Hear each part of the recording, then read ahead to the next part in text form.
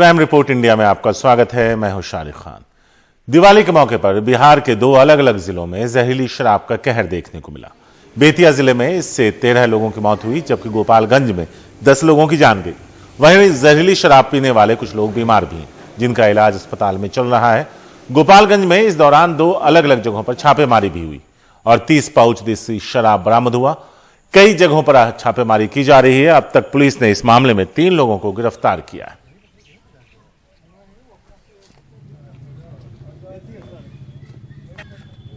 कुछ लोग ताज हॉस्पिटल में है, कुछ लोग अंजनी कुमार के यहाँ भर्ती है। सबका स्थिति दयनीय है। इसमें मेरे पूरे पंचायत के लोगों में बहुत मासूम छाया हुआ है। सभी लोग दुखित भाव से इसको सोच रहे हैं। आज शराब माफिया के बदौलत जो है यहाँ पर 10 गो घटना घटा हुआ है, जो 10 लोग मर रहे हैं दक्षिण तेलंगाना में। कुछ इलाजरत हैं, कुछ लोगों का जो है मौत हो चुका है और कुछ लोग जो है अभी लाश लेकर के बाहर हैं। लेकिन यहाँ पर शराब माफिया के साथ में यहाँ के प्रशासनिक लोगों का हाथ है। अभी कहाँ से दारू आवता, कैसे पियता, के प्रशासन एक पर ध्यान देता, जो इतना बड़ा हादसा हो चुका है। अभी बहुत लोग गंभीर हालत बा। कहाँ मिल गया शराब? कौन बेचता है? नाम नहीं। कब से वो बेच रहा है? 10 दिन से बेच रहा है। पुलिस नहीं पकड़ती है? आज कुछ छूट के आया था।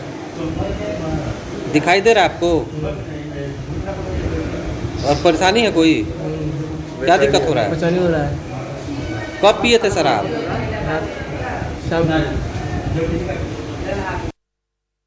इस तरीके की सूचना प्राप्त होने के बाद कल सुबह में ही हमारे एसडीओ, एसडीपीओ, एक्साइज सुपरिटेंडेंट एवं पूरी टीम ने कई जगहों पर रेड किया, कई लोगों से पूछताछ किया। पूछताछ के उपरांत यह सूचना मिली कि कुल 3 जगहों पर कई लोग एक साथ मिल करके शराब का सेवन किए थे। उन तीनों जगहों पर रेड कराया गया। एक जगह पर कुछ भी प्राप्त नहीं हुआ। दूसरी जगह पर और तीसरी जगह पर शराब की बरामदगी हुई। अभी तक कुल 9 मृत्यु की पुष्टि हुई है और हम लोग उसके बाद उनके परिवारजनों से पूछताछ करके लोगों का और आगे कार्रवाई करवाएं। मनीष कुमार है हमारे साथ। मनीष, 2 सवाल जुड़े हुए हैं। पहला कि जो मौत का आंकड़ा बताया जा रहा है उतना ही है या कुछ छुपाया भी जा रहा है, और दूसरा, राज्य सरकार की जो शराबबंदी है क्या सिर्फ कागजों पर है? क्योंकि सब मिले हैं और यही वजह है कि ये इस तरह की घटनाएं सामने आती। तारिक, पहले मैं आपके पहले सवाल का जवाब दे दूं। नहीं, जो मौत का आंकड़ा है वो इससे कहीं अधिक है, क्योंकि परिवार वाले वो दबाव में रहते हैं कि उनके खिलाफ मामला दर्ज हो जाएगा या पुलिस उनके खिलाफ कार्रवाई करेगी। इसलिए वो इस तरीके की जहरीली शराब पीने के बाद मौत को वो छिपाते भी हैं, क्योंकि इसमें कोई मुआवजा नहीं मिलता। तो आपको पुलिस और प्रशासन के कई सारे सवालों का जवाब देना होता है और साथ ही साथ आपके खिलाफ मामला भी शुरू हो जाता है।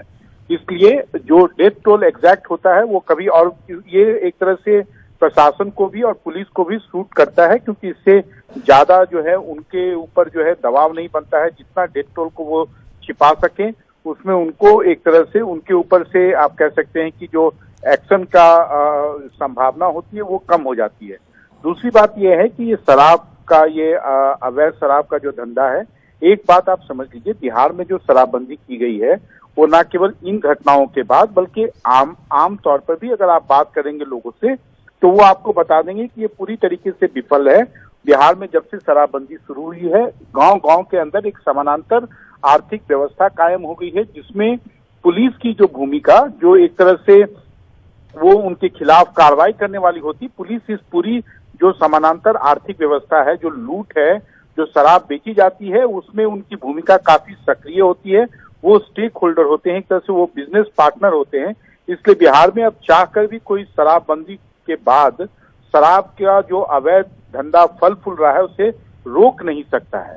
सारी मनीष, लेकिन एक सवाल अगर देखें तो मिली भगत का भी है, क्योंकि स्थानीय प्रशासन हो, पुलिस हो, उनकी मिली भगत के बिना क्या इस तरह की नकली शराब या जहरीली शराब बनती होगी जो लोगों की जान ले लेती है? देखिए, मैंने जैसे आपको बताया ना कि जो भूमिका है पुलिस की, वो तो भूमिका वो उनकी बिजनेस पार्टनर की हो गई है।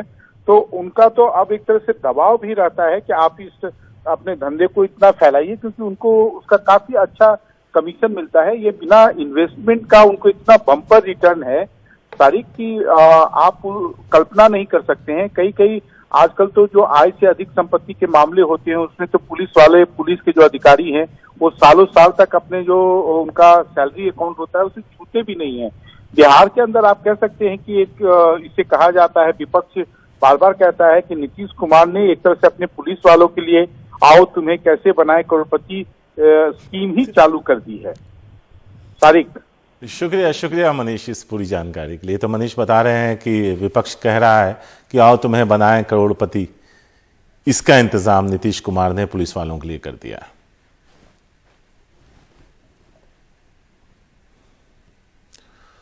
अभिनेता शाहरुख खान के बेटे आर्यन खान आज हाजिरी देने एनसीबी के दफ्तर पहुंचे। आर्यन खान फिलहाल जमानत पर बाहर हैं। मुंबई हाईकोर्ट ने उन्हें सशर्त जमानत दी थी। शर्तों के मुताबिक उन्हें हर शुक्रवार को सुबह 11 से 2 बजे के बीच एनसीबी के दफ्तर हाजिरी देनी है। आर्यन खान को 30 अक्टूबर को जमानत मिली थी।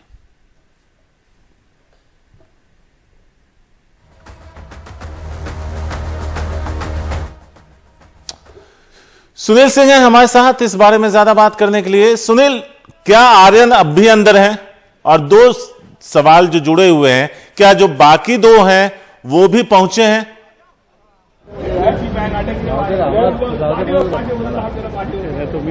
शारिक आर्यन खान ठीक 12:12 पर यहाँ पर आए थे और तकरीबन 1 घंटा अंदर रहने के बाद हाजिरी देकर वो यहाँ से अब जा चुके हैं। अब जो थोड़ी देर पहले ही दूसरे जो आरोपी हैं अरबाज मर्चेंट, आर्यन खान के जो दोस्त हैं, वो आए हुए हैं और अभी वो ऊपर गए हैं जहाँ पर उनकी अभी हाजिरी होनी बाकी है। मुनमुन धमेचा अभी तक आई नहीं है जो तीसरी आरोपी हैं।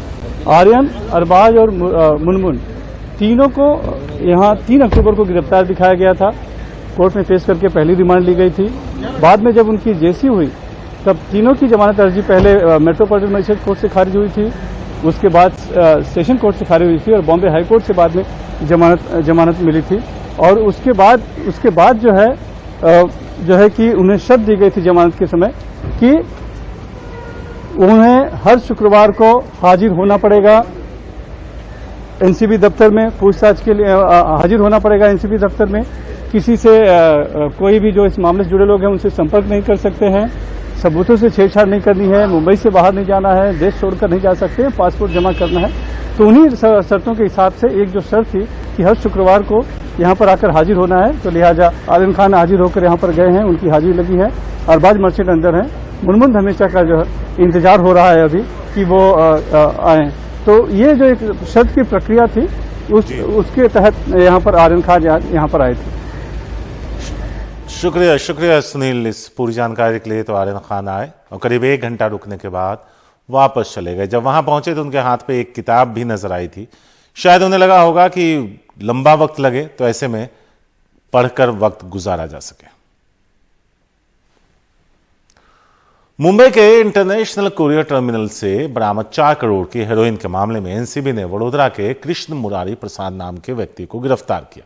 नारकोटिक्स कंट्रोल ब्यूरो ने कुछ दिन पहले इंटरनेशनल कुरियर टर्मिनल से 700 ग्राम हेरोइन की खेप जब्त की थी। कृष्ण मुरारी प्रसाद को एनसीबी ने पूछताछ के लिए समन किया था और फिर गिरफ्तार कर लिया।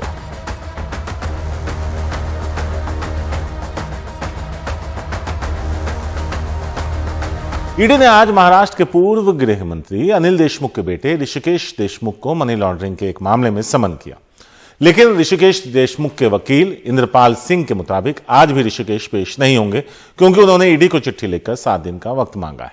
ऋषिकेश देशमुख को इससे पहले भी ईडी ने 2 बार तलब किया था, लेकिन वो पेश नहीं हुए थे।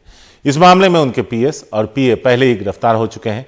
ईडी को शक है कि देशमुख परिवार के ट्रस्ट में भेजी गई 4 करोड़ के करीब की रकम के लिए सेल कंपनियों का इस्तेमाल किया गया और इसमें उनके बेटे ऋषिकेश की अहम भूमिका रही। इसके अलावा पुलिस मामले की ट्रांसफर पोस्टिंग की रकम की लेन देन में भी ऋषिकेश की भूमिका हो सकती। इधर अनिल देशमुख भी फिलहाल ईडी की हिरासत में।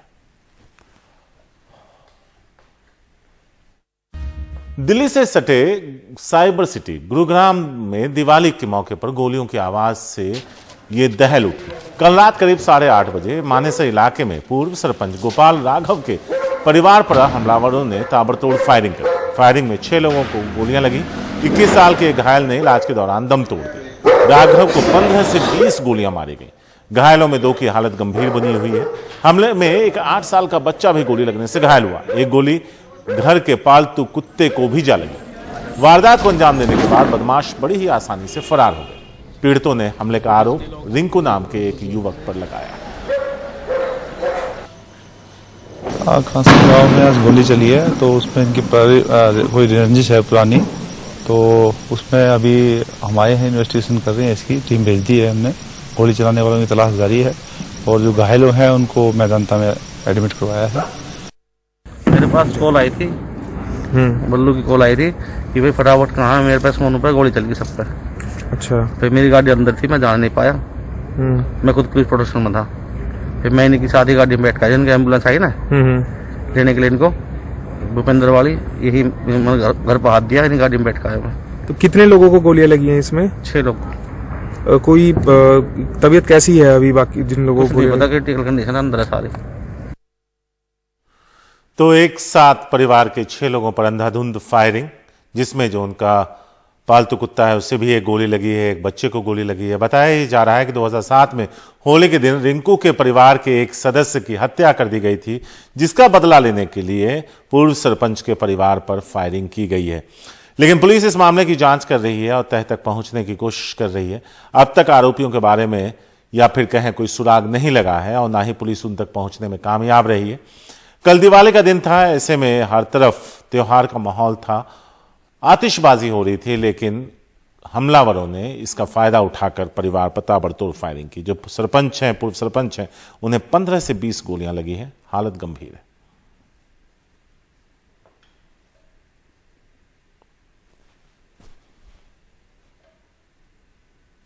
तो आज क्राइम शो में इतना ही। मुझे दीजिए इजाजत। नमस्कार।